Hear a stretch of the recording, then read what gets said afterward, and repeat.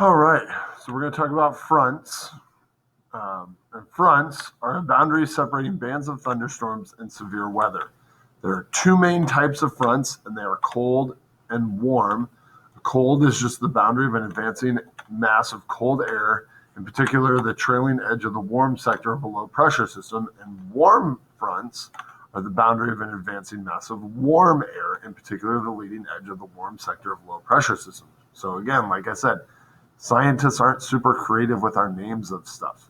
Okay, so if it's a cold front, it's cold air. If it's a warm front, it's warm air.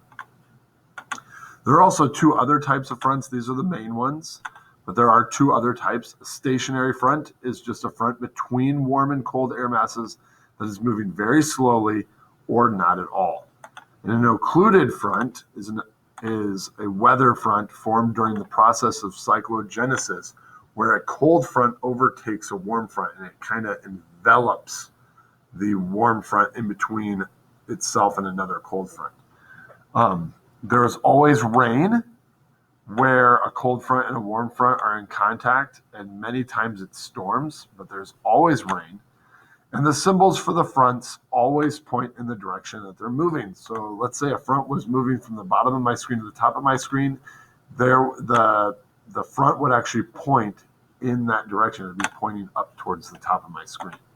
Okay, I do want you to watch this video. I think this video does a really good job of kind of explaining this a little bit more in detail. So in your version of Google Slides, I want you to watch that video. So air masses, in order to understand fronts, we have to understand air masses because fronts come from air masses. A front is just the leading edge of an air mass, and there are several different types of air masses. There's Arctic air masses, tropical air masses, polar air masses, and equatorial air masses. Okay, Arctic and tropical, those are kind of in between. And then polar, obviously, is up near the North Pole, and equatorial is down near the equator. Okay, air masses are also identified based on whether they form over land or water. So maritime air masses form over water and are humid, and continental air masses form over land and are dry. So again, you can get a combination of water with any one of these or continental with any one of these, right? Land with any one of these. And that's where those different air masses form, and that's where they come from, and that's what kind of dictates the type of weather that we're going to get. So Michigan, right? I try to make this really nice curvy line here that's kind of pointing toward Michigan. Okay, Michigan is most affected by the continental polar air masses. These come down from Canada over the continent and thus are cold and dry. Right? We get continental polar. That's the type of air masses that affect us probably the most. But we can also be affected by continental Arctic, continental tropic, and maritime tropic. Okay, we can get continental Arctic. You know, if this comes down far enough, we can get air from the poles. Okay, we can get continental polar. Okay, and that's extremely cold, right? So again, think of that polar vortex that came through 2 years ago. That would have been this type of air mass up here. We get a lot of continental tropic in the summer. Okay, so that air from Mexico comes up and it will actually reach us up here in Michigan. And then maritime tropic hits us. You know, if there's a big enough hurricane that comes through, it'll bring that tropical air from the Gulf of Mexico up into Michigan. It doesn't happen a lot, right? This is only going to happen in the summers. This right here is really only going to happen if it's a large enough storm. Okay, this isn't going to hit us very often. For the most part, we are in the continental polar area of the United States. This is the air mass that's going to hit us most of the time. And then I would say the polar Arctic or the continental Arctic or the continental polar and the continental tropic. Those are going to be the next two, and then maritime would be the fourth.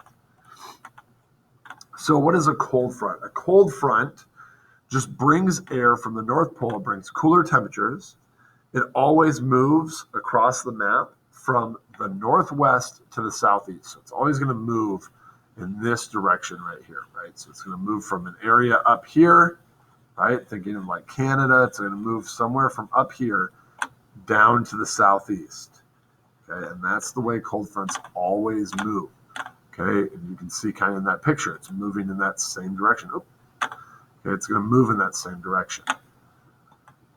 They're always represented on the map by a blue line with triangles. Okay, so you look at my 3 different pictures here, they've all got those blue lines with triangles on them. All right, and that is representative of a cold front. And they move warm fronts by pushing them up and away from the surface of the earth. So you look at this picture right here, this cold front is sitting on the surface of the earth. It's pushing that warm air out of the way, but in order to push it out of the way, it's got to push it up and over. And as it does that, it creates these massive, massive clouds, right? So you think about the weather that we talked about, right? Those thunderheads. Okay, this is another pretty good way that thunderstorms can form. This is going to bring a lot of really fast, rapid wind and rain and storms, right? These form because of this being pushed up. Okay, you can watch this video. He does a really good job explaining cold fronts. Warm fronts then are kind of the opposite. They bring warm air from the equator. Okay, they're going to bring warmer temperatures. And they always move across the map from the south to the northeast. Okay, and you can even say a little bit of the southwest, but if you get those maritime tropical air masses, those are going to come just more from the south. So they come from the south and move to the northeast. Okay, again, notice everything's moving towards the east every time. Air is always moving from the west to the east. Okay, and they are always represented on the map by a red line with semicircles. So you look here, red line, semicircles. That is a warm front. Red line with semicircles. That's a warm front. Okay, and they move cold fronts by pushing them down and away from the surface of the earth. So these are kind of more like, I'm trying to think like almost like, oh man, I don't even have a good example. I would say like if you're cleaning something, you kind of leave the paper towel up in the front part of where you're cleaning because then it allows you to kind of trap a little bit more stuff. And that's kind of how these are moving through.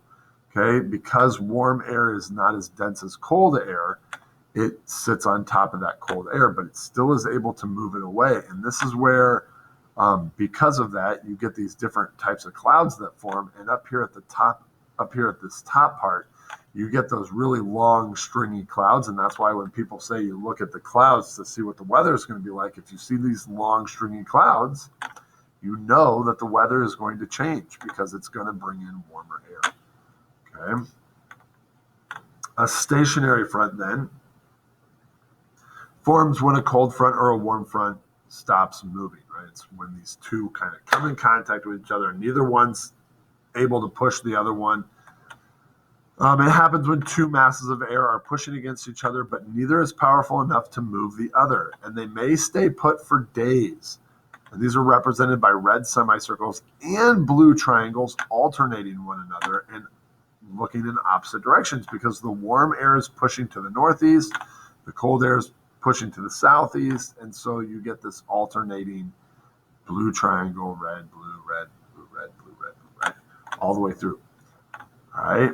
Again, watch these videos that I've got. They do a much better job of explaining this. I'm just kind of giving you the overlook of all of these. Okay. And then an occluded front. This occurs when a cold front envelops a warm front. Okay, it's actually going to sandwich a warm front and start to mix that air. And these create severe storms. I mean, we're talking like bad thunderstorms. Okay, and most of the times these are forming at a spot of low pressure. That's generally where they form. But it's just you get this cold front meeting this warm front that's trying to move another cold front, and the two cold fronts kind of mix together in with that hot and that warm, moist air, and you can get some really, really severe thunderstorms, including including tornadoes and stuff like that. I mean, these are some really bad thunderstorms. Okay, so on your weather map here, I've got some questions for you. I just want you to answer these different questions. And as you're looking at this map, just answer these questions as you go and see. Well, we'll see how well you guys do tomorrow or the next time you guys are in class. Okay, thanks for listening.